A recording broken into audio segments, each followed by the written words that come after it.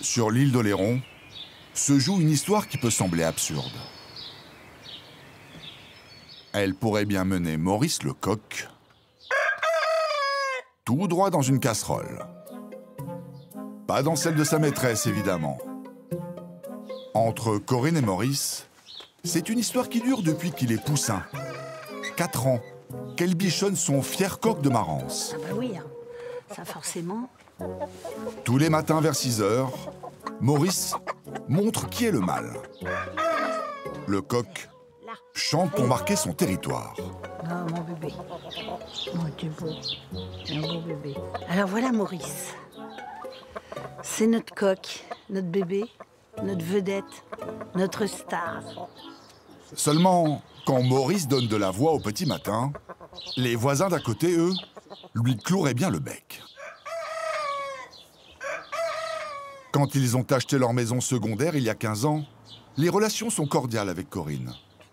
Entre eux, la guerre éclate en 2017, quand Maurice débarque dans le poulailler. Troublés aux aurores dans la quiétude de leurs vacances, les voisins demandent à Corinne de se débarrasser de Maurice. Elle refuse. Alors aujourd'hui, même s'ils ne viennent que 3 fois par an, les voisins attaquent Corinne et son coq au tribunal. Bon, je peux pas non plus interdire à Maurice de chanter. Il se lève le matin, il chante. Quel a été notre étonnement de recevoir 2 assignations pour nous dire qu'on était convoqués au tribunal pour un procès parce que notre coq chantait. Pourtant, Corinne est de bonne volonté. Elle a même tenté d'insonoriser le poulailler. J'ai calfeutré tous les murs avec des cartons. J'ai agrafé, j'ai pointé de façon à ce que les poules soient protégées du froid et du bruit. Mais rien n'y fait. La voix de Stentor se joue des cartons. Alors Corinne a imposé à Maurice un couvre-feu. Le soir, je me fais gendarme aussi puisque je ferme la porte. Et le matin, vers 8h30, je lève la porte. On l'entend beaucoup moins que quand il est dehors. Les décibels sont pas les mêmes, hein. Pour les voisins, c'est toujours aussi insupportable. Maintenant, c'est au juge de trancher. Va-t-il ordonner à Corinne de se débarrasser de Maurice? Sa maîtresse, elle, est bien décidée à le défendre, bec et ongle. Aujourd'hui, Maurice est une superstar. Et pas seulement à Saint-Pierre-d'Oléron. Son histoire a fait le tour de France. Il est dans tous les journaux, y compris du très sérieux journal Le Monde. Un coq traduit en justice, c'est un peu le symbole de ces citadins qui pensent que la campagne n'est que silence. Les procès se multiplient contre les clochers qui sonnent les heures, contre les chiens, les ânes, les cochons, trop bruyants à leur goût. Ulcéré contre ces vacanciers qui veulent dicter leurs lois, un maire exige aujourd'hui que les députés inscrivent le chant du coq et les autres cris des animaux de la ferme au patrimoine national. En attendant, Corinne risque gros. Ses voisins demandent 2 500 € de dommages et intérêts, sans compter les 100 € par jour si Maurice n'arrête pas de chanter. Pour la retraitée, la bataille judiciaire est lancée. Et Coco est déterminée comme jamais. Armée de son cabas en léopard, elle s'apprête à rugir au marché, avec sa pétition en main pour sauver Maurice. Salut Nadine. Salut Coco, Je vais. Bonjour tout le monde. Bonjour. Bonjour. Vous avez entendu parler de la pétition, je suppose, tout le monde? Pour le coq? Oui, bah oui, oui. mais on est pour. Voilà. Et pour cause, Vous avez le même problème. cette dame aussi est entrée en conflit avec ses voisins. Allez sur mesopinions.com. Parce que notre coq le dérangeait. Vous avez eu gain de cause après? Bah, on n'a pas voulu trop d'histoire, donc on a supprimé le coq. Voilà. Mon Pauvre bête. Bah oui, bah oui. Mort au champ d'honneur pour avoir chanté trop fort. Pas question pour Corinne d'en arriver là avec son On coq. va se battre. Merci. Allez, à plus tard et merci encore. Se battre à coups de signature dans les allées du marché. Bonjour, bonjour, bonjour. Il faut que tu ailles sur mesopinions.com. Je l'ai, regarde. Corinne a déjà rassemblé plus de 100 000 signataires. Merci pour votre soutien. Merci. Elle est aussi redoutable qu'une femme politique en campagne. Donc, pétition. T'as signé la pétition, au moins? Ben non. Bah alors, faut y aller. Tu vas sur mesopinions.com. Faut sauver le coq Maurice. Voilà. Je signe, ça y est, t'es bon. Oh, c'est ridicule ce qu'ils font. Bah oui, c'est ridicule. Sur l'île d'Oléron, il y a aujourd'hui plus de résidences secondaires que d'habitations principales. Alors sur le marché, ça grogne de plus en plus contre ces vacanciers qui veulent vivre, comme à la ville. Et qu'est-ce que t'en penses de cette histoire, toi? Ah ben, ils supportent rien. Alors. Ils viennent en vacances s'ils peuvent ici, se ils supporter. supportent Non, rien. ils supportent rien. Ouais, c'est vrai. Même pas le bruit de la mer, ça les gêne des fois. Il y a tout qui les Et gêne. même les Alors, faut grenouilles, qu'ils restent en ville, de là-bas, toute faut façon, pas c'est qu'ils viennent pareil. ici. Ah bah oui. Hein. À une semaine du procès, Corinne a surtout un allié de poids. Monsieur le maire de Saint-Pierre-d'Oléron. Sur son bureau, des dizaines de plaintes qu'il estime aussi farfelues les unes que les autres. J'ai eu même une plainte de quelqu'un qui était gêné la nuit par le bruit des bateaux de pêche quand il manœuvrait pour la crier. Et dernièrement, quelqu'un qui est venu se plaindre par l'odeur de poisson quand il sortait les filets des chaluts pour réparer les chaluts. Et là, je trouve ça terrible, quoi, parce que ça n'a pas de sens. Christophe Sueur a été le premier à recevoir les remontrances des voisins de Corinne contre le coq Maurice. Ils m'écrivent pour m'interpeller, pour que j'intervienne, parce qu'ils sont réveillés à 4 h du matin, c'est ça le plus important. Mais ils disent en même temps dans leurs lettres, nous ne pensons pas que des histoires aussi stupides ne méritent pas d'aller au tribunal. Donc ils écrivent quelque chose, en fait ils font le contraire aujourd'hui. Alors pour éviter que ça se reproduise, monsieur le maire a décidé de frapper fort. Il a édité cet arrêté municipal. Le maire décide de préserver le caractère rural de Saint-Pierre-d'Oléron, notamment en ce qui concerne les présences des animaux de la ferme, animaux de basse-cour, coqs, poules, vaches, etc. Bientôt, si on ne réagit pas et si on ne préserve pas par ce genre d'arrêté sur la ruralité, on nous dira, moi je viens en vacances, je veux regarder la mer, et je ne veux pas être emmerdé par les vaches, par les moutons, par l'odeur je ne sais quoi. Et donc du coup, on va avoir d'autres actions en justice. C'est pour ça que j'ai voulu prendre cet arrêté. L'arrêté du maire sera même versé au dossier de soutien de Corinne et de son coq lors du procès.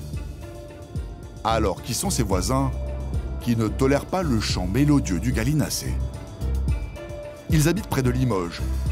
Nous les avons sollicités, mais ils n'ont pas donné suite. Leur avocat a accepté de répondre à nos questions. Selon lui, ses clients ont bien tenté de résoudre le problème à l'amiable. Mais Corinne se serait montrée inflexible. Je pense effectivement qu'il y a eu quelques échanges qui ont été certainement assez houleux, puisqu'à un moment donné, la confrontation, les demandes répétées des époux, effectivement, et le fait que les époux faisceaux ne peuvent pas ou ne veulent pas les satisfaire, a généré un blocage, et à un moment donné, le blocage a dégénéré effectivement en propos discourtois, et violence physique non, mais violence verbale oui, et insultes bien sûr très certainement. Il faut tenter de débloquer la situation, et le seul moyen de la débloquer, c'est de saisir le tribunal. Et au procès, Maître Huberdeau ne va pas venir les mains vides. Visualiser un DVD. L'avocat a fait enregistrer la puissance du chant de Maurice au petit matin. Constaté par huissier. Mais on a entendu à nouveau le chant du coq. Donc vous venez d'avoir la preuve que le coq chante effectivement aux heures qui sont indiquées sur le constat, et que le chant du coq est parfaitement audible de la chambre des époux. C'est tout le problème de ce dossier. Si les cocoricots de Maurice sont aussi bruyants que le montre la vidéo de l'huissier, alors il doit probablement gêner d'autres voisins. Nous avons donc rendu visite à l'un d'entre eux. Donc là, c'est la maison où résident les plaignants. Moi, j'habite la maison qui est juste à côté. Nicolas est aux avant-postes. Il est le voisin mitoyen du couple de vacanciers qui se plaint de Maurice. Donc là, on est sur côté terrasse. Ici, la terrasse du plaignant. Et juste derrière, en dessous là, exactement derrière ici, là, nous avons Maurice, le coq. Nicolas habite là toute l'année. Et selon lui, Maurice ne pousse pas la chansonnette tous les matins. Alors moi, personnellement, la dernière fois que j'ai entendu, c'était aux vacances de Pâques, cette année. Depuis 1 an, j'étais quasiment persuadé qu'il était même plus présent. C'est-à-dire? Je pensais qu'il était mort. Je n'entendais pas. Donc Maurice, comme je l'atteste, de toute façon, ne m'a jamais dérangé.